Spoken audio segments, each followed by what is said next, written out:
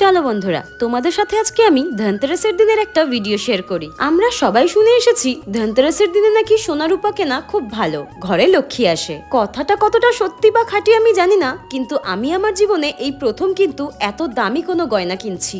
এর আগে আমি আমার সামর্থ্য মতো আমার একটা সোনার নোসপিন করেছিলাম, বাট সেটার তুলনায় আজকের গয়না কেনাটা ভীষণই হিউজ অ্যামাউন্ট। দিন দিন যা সোনার দাম বেড়ে যাচ্ছে, জানি না কোনো মধ্যবিত্ত ফ্যামিলি বা গরিব ফ্যামিলি থেকে মেয়েকে বিয়েতে সোনা দিতে পারবে কিনা। একটা মধ্যবিত্ত ফ্যামিলি থেকে বিলং করে আমি আজকের দিনে দাঁড়িয়ে সোনা কিনতে এসে যা রিগ্রেট ফিল করছি, আমার মনে হয় আমি আমার গোটা লাইফে এমন রিগ্রেট ফিল কখনো করিনি।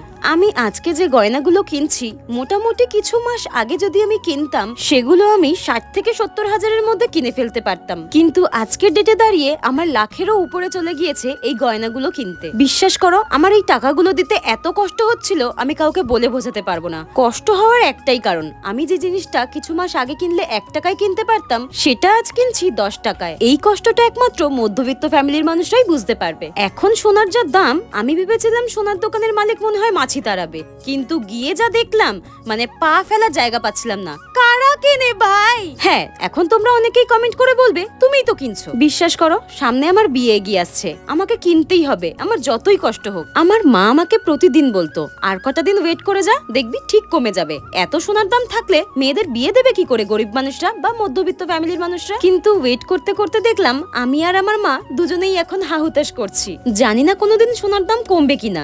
যদি কমে যায়, তখন কিন্তু আমার আফসোসের লেভেলটা আরো দ্বিগুণ বেড়ে যাবে। আমার এতগুলো টাকা দিয়ে এই গয়নাগুলো কেনার কোনো মূল্যই থাকবে না। আর আমি একটু ওদের সাথে মজা করছিলাম যে এই টাকাগুলো আমি বক্সে ভরেই কি আবার বাড়ি নিয়ে যেতে পারি। ওরা তো আমার এই কথা শুনে ভীষণই হাসাহাসি করছিল।